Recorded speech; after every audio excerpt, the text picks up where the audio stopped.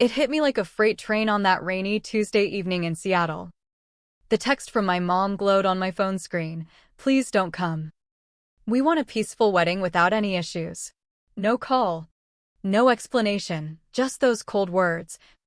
Like she was rescheduling a coffee run. Then, my sister Sophia hearted the message. That little red emoji popping up like a seal of approval on my exclusion. I froze in my tiny apartment. The hum of the city traffic outside mocking the silence in my chest. Something deep inside me cracked. Not with tears, but with a quiet unraveling, a machine grinding to a halt after decades of overuse. I typed back, "Smart move." And in that moment, I did the unthinkable. I cut the cord. No more being their endless wallet. Their invisible fixer. The shadow that propped up their spotlight lives. They thought they'd just sideline me from a wedding I'd bankrolled. What they really did was unleash me. My name is Emily. And this is how my family betrayed me. How their silence became my weapon. And how revenge tasted less like victory and more like the bitter cost of finally seeing the truth. Let me rewind so you feel the weight of it all. I was never the star in our family play. That role went to Sophia, radiant. Effortless. The type who could charm a room into orbiting her. People lit up around her. Made excuses for her wins. Me? I was the backdrop. The one they turned to when the lights flickered or the script went off track. Our mom, Margaret, ran the show like a high society director. Always curating the perfect image, flawless holidays, polished gatherings. Everything Instagram ready on the surface. Dad, Robert, was her silent producer. He'd retreat to his study during rehearsals, leaving the messes for me to mop up. And I became the stage manager. The one with the checklists and contingency plans. Always ready to patch the holes they punched in reality. I'm an event coordinator by trade, thriving on timelines, budgets, and that satisfying click when chaos turns to order. It's predictable. Unlike people. But family? I adapted. Always saying yes because no felt like failure. When Sophia got engaged to her slick boyfriend, Alex, the spotlight intensified. Naturally. They roped me in to orchestrate the wedding, a lavish affair at a vineyard outside Portland. With all the trimmings. I dove in headfirst, securing the venue with my deposit, juggling caterers, negotiating with photographers, even handling the custom lighting that Sophia absolutely needed for her golden hour photos. Every invoice landed in my inbox, and I paid them all. Not out of joy for her big day, but because Mom's expectations were a new side worn since childhood. Disappointing her meant unraveling the fragile web that held us together, or so I thought. The only soul who ever truly saw through the facade was my grandmother, Elena. She'd invite me to her cozy bungalow in the suburbs, where we'd sip tea on her porch overlooking a modest herb garden. Emily, she'd say, her voice like worn velvet. Holding on too tight breaks your hands before it breaks the chain. Back then, I dismissed it as old wisdom. Strength, to me, was endurance, carrying their loads so mine felt lighter by comparison. As the planning dragged on, the cracks widened, slow and insidious. Mom would gush over Sophia's brilliant suggestions, then dismiss mine with a tight smile. Like they were amateur errors. Dad kept murmuring how appreciative Sophia was, though she'd never once uttered a thank you. During one endless Zoom call about the menu, when I pointed out we were over budget on the champagne tower, Sophia didn't even glance up from her manicure. Just figure it out, she sighed. You always do. Those words lodged in my throat like glass shards, festering for days. I pushed through, visiting Grandma Elena before every big decision, letting her quiet strength steady me. She sensed the storm brewing, but never pried. I didn't want to drag her into the muck. She'd endured enough from this family. watching them chip away at her dignity over the years. The day that text arrived, I was at my desk, rain pattering against the window, finalizing the payment ledger for the florist. The silver locket Grandma had given me caught the dim light, a symbol of inner peace, she called it. Peace felt like a joke then. But as I stared at Mom's words, replayed Sophia's heart emoji in my mind, clarity flooded in. I wasn't invited to their joy, I was just the sponsor they could discard. And strangely, that realization didn't shatter me, it ignited something dormant. A quiet fury that had simmered for too long. The family group chat buzzed on. All forced cheer and wedding memes. But now it reeked of performance. They were actors in a drama where I was the expendable extra. Then came the bombshell that tipped the scales. Mom floated the idea of a wedding retreat, a full weekend getaway to woo Alex's wealthy parents, complete with spa days and private chefs. She said it breezily, but her gaze flicked to the old safe in Grandma's living room, where Elena kept her modest nest egg, scraped together from a lifetime of scrimping as a retired nurse. Mom, I said, my voice low and edged. That's her safety net. Not party funds. She waved it off. Don't overreact, Emily. Sophia's only doing this once. I turned to Sophia, pleading with my eyes for her to see the wrongness. She just shrugged.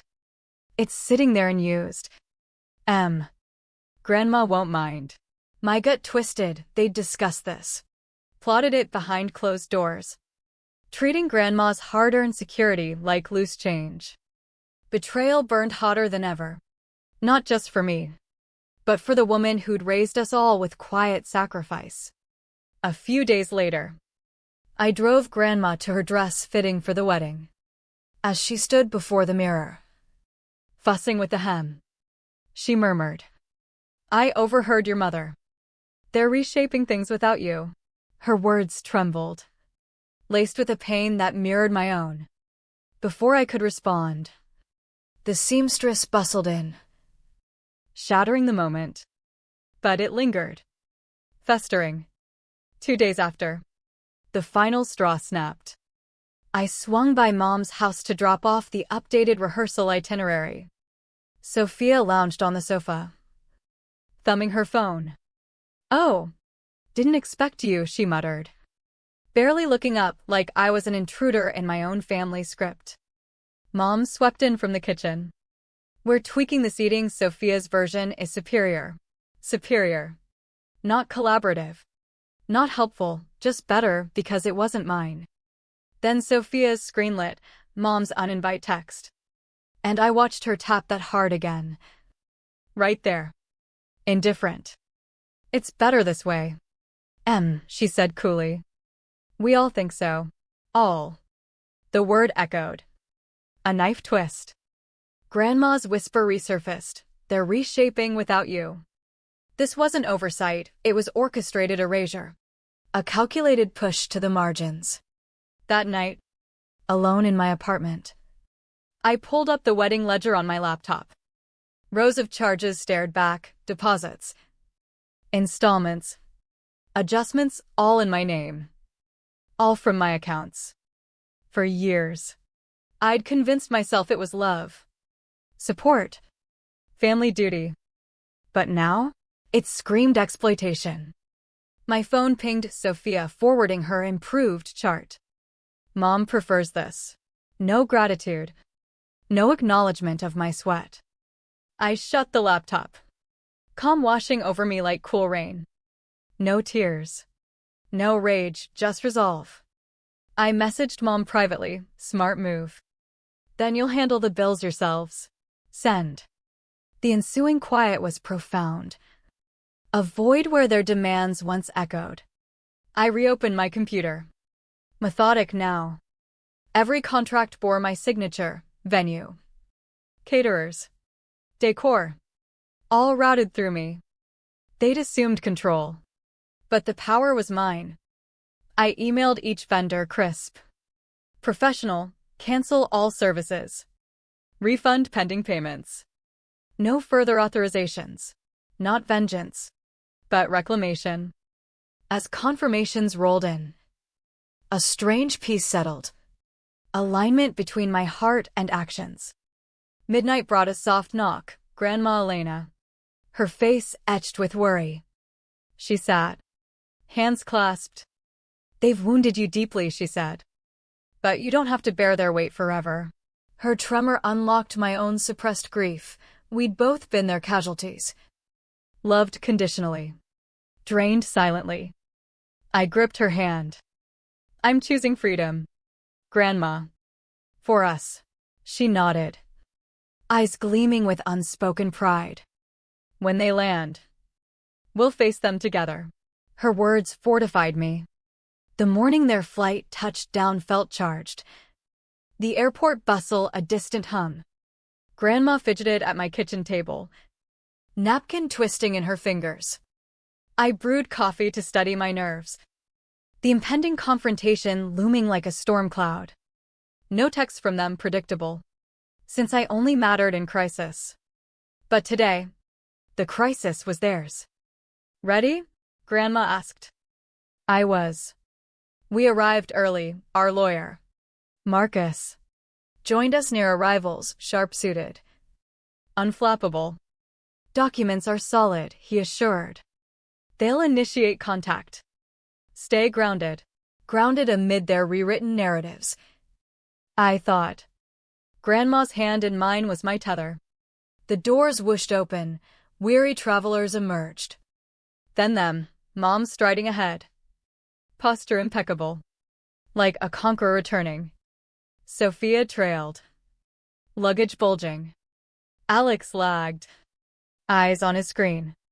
Old habits surged the pull to placate. To fade. But I stood firm. Mom spotted us. Brow furrowing. What are you doing here? We arranged a ride. Not here for transport, I replied evenly. Sophia sneered. Then what? Begging back in after sabotaging us. Grandma gasped. Marcus advanced. I'm Marcus Hale, representing Emily and Elena on urgent financial matters. Mom blanched. Sophia's breath hitched. This is absurd, Mom barked, chuckling forcefully. A lawyer? For what? Exploitation of wedding funds and unauthorized access attempts on Elena's savings, Marcus stated. Proffering envelopes. Mom grabbed hers. Unopened. We agreed on everything, Emily volunteered. That's the issue, I said softly. You demanded. Not asked. Sophia lunged verbally. You bailed. Ruined it all. Just vanished like we wanted. Grandma's voice rose. Quivering yet fierce, you banished her from a wedding she funded. Mom whirled. Mother. Enough drama, this is private. Private? Grandma countered. Family doesn't exile its own. Onlookers gathered. Whispers swelling. Mom flushed. Hating exposure. Marcus displayed texts. Ledgers. Proof of exclusion and payments. Eyes darting. Mom's facade cracked. He handed Sophia her notice regarding the nest egg redirection. She clutched it. Paling. Mom pivoted to me. Venomous. Dragging outsiders into family business? Shameful. You made it business when you exiled me, I retorted. And legal when you eyed Grandma's funds. Alex mumbled. Let's de-escalate, this is overblown. Grandma echoed bitterly. Overblown? You urged more extravagance. More from us. Sophia silenced him. Deflating visibly, her polish fading to raw vulnerability. A child unmasked. Mom thrust back papers. Fixable. Name your terms. Emily. I inhaled deeply. I'm done. Done enabling. Done vanishing for your shine. Done feigning family where betrayal reigns. Silence choked the air. Sophia whispered. Punishing us? Protecting myself, I corrected. Marcus outlined next steps, responses required. Accounts frozen. Mom scanned her document. Crumbling. This could ruin us. It already has, Grandma said. Mom pleaded, we're blood. Blood safeguards. Not sacrifices, I replied. Dad. Silent till now. Murmured. Sorry. We failed you. I nodded. Words hollow against deeds. Marcus wrapped up. We turned. Mom called. What now? Solve it yourselves, I said. Like you always made me. Walking out. Freedom pulsed, not triumph. But release from chains I'd forged myself. In the aftermath. Truth anchored everything. Legal protections shielded Grandma's savings, no more raids masked as tradition. I visited her garden often. She bloomed anew. Unburdened. Wedding remnants vanished, cancellations confirmed. Pleas ignored. Not cruelty, but closure. I volunteered at an elder advocacy nonprofit, channeling pain into purpose, preventing silent exploitations like ours. Love, I learned, isn't endless giving, it's mutual guarding. Their choices scarred me, but mine healed. Boundaries weren't revenge, they were rebirth. The steep price of awakening from a lifetime of quiet erasure.